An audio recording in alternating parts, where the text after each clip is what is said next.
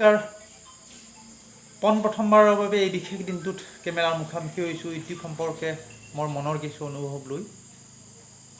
লকডাউনৰ সময় মন পাতি একেবাৰে বেয়া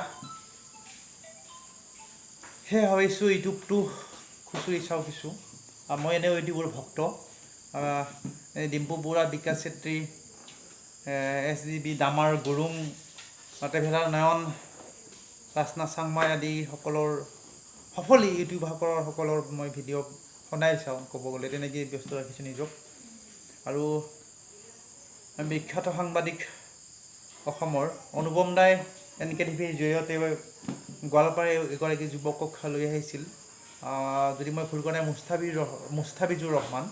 তেওঁ ভাইটি মিউজিক কোম্পানী চেনেলটোৰ যোগেৰে মাহেকত কমেও 42 লাখকৈ টকা উপাৰ্জন কৰা বুলি শুনিবলৈ পাইছিলোঁ আৰু তাৰ পিছতে তেওঁ সেই যুৱকজন চৰ্চালৈ আহিছিল আৰু সেই যুৱকজনক অনুকৰণ কৰি নতুনকৈ ইউটিউবৰ ধুম উঠিছিল অসমত কিন্তু হঠাতে ভাইটি মিউজিক কোম্পানী ইউটিউবৰ পৰা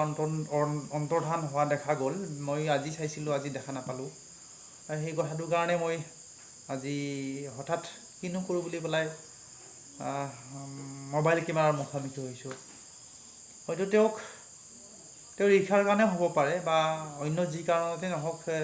তেওঁৰ চেনেলটোৰ বিৰুদ্ধে বহুতে ৰিপৰ্ট হয়তো কৰিছে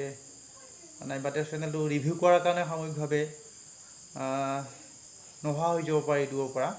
কাৰণ ইয়াৰ আগতেও টেকনিকেল গুৰুজী নামৰ এটি চেনেলৰ ক্ষেত্ৰত তেনেকুৱা হোৱা বুলি আমি শুনিবলৈ পাওঁ যি কি নহওক ভাইটি মিউজিক কোম্পানীৰ ইতিবাচক দিশ আমি আলোচনা নকৰোঁ কিন্তু ইতিবাচক দিশ নহ'লেও এটা কথা ক'ব লাগিব যে তেওঁ নিৰ্মাণ কৰা ভিডিঅ'সমূহত কণ ল'ৰা ছোৱালীয়ে যুৱতী কৰি আৰ্থিক সকাহ লাভ কৰিবলৈ সক্ষম হৈছিল তেওঁলোকৰ প্ৰতিভাৰ বিকাশ কৰিবলৈ সক্ষম হৈছিল আনকি তেওঁলোকক আমি চাৰিচকীয়া বাহন লাভ কৰা বুলিও শুনিছিলোঁ মিউজিক কোম্পানীটোৰ স্বত্বাধিকাৰ মুস্তাফিজুৰ ৰহমানৰ পৰা গতিকে ইমান সফল এগৰাকী ইউটিউবাৰ হঠাৎ কিয় নোহোৱা হৈ গ'ল চিন্তাৰ বিষয় বহুতে অভিযোগো কৰিছিল তেওঁৰ চেনেলটোত কোনো সৃষ্টিশীলতা নাই কেৱল ব্যৱসায়িক দিশেৰে ইউটিউব ক্ষেত্ৰখনত নমা বুলি বহুতে কৈছিল কিন্তু আমি এই ক্ষেত্ৰত অভিযোগ কৰিবলৈ নাযাওঁ কাৰণ ইউটিউবৰ ক্ষেত্ৰখনত তেওঁতো বেয়া কাম কৰিবলৈ যোৱা নাই তেওঁ কিমানখিনি দায়বদ্ধ কাম কৰিছে সেই কথা বেলেগ কথা বাৰু মানুহক অৰ্থৰ প্ৰয়োজন হয়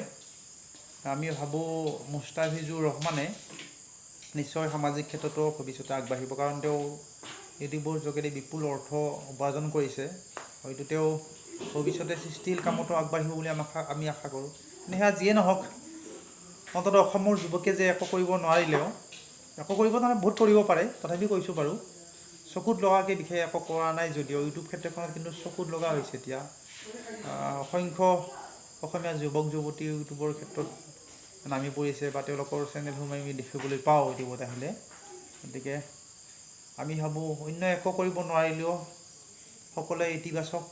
কিবা এটা কৰিছে ইউটিউবত সেয়া নিশ্চয় আদৰণীয় বা সেয়া নিশ্চয় সমালোচনা কৰা উচিত নহয় আৰু মই নিজেও ভাবিছোঁ ইউটিউব ক্ষেত্ৰখনত অলপ নামিম এনে মই কিন্তু বিশেষ উদ্দেশ্য নাই বাৰু এনে সময়খিনি আমি কি কৰিম সময় অতিবাহিত কৰাৰ কাৰণেও মানুহৰ কিছুমান কাম লাগে সময় অতিবাচক সুন্দৰভাৱে অতিবাহিত কৰাৰ কাৰণে ইউটিউব ক্ষেত্ৰখনত মই চুই চাম কিছু নাজানো মই কিমান দিন থাকিব পাৰোঁ কাৰণ বিশেষ উদ্দেশ্য একোৱেই নাই কেৱল সময় অতিবাহিত কৰাই মুখ্য কাৰণ একো ক'ব নোৱাৰোঁ বিশেষকৈ ক'ব নাজানো আজি মোৰ বিশেষ দিন আজিৰ দিনটো কিয় বিশেষ দিন সেই কথা বাৰু মই এতিয়া নকওঁ এইটো মোৰ প্ৰথম ভিডিঅ' হ'ব হয়তো ইউটিউবত যদি ভাবে আদৰি ল'ব ছাবস্ক্ৰাইব কৰিব আৰু যদি নাভাবে ক'বলগীয়া একো নাই ইমানখিনিয়ে মই সময় চাই থকাৰ কাৰণে ধন্যবাদ নমস্কাৰ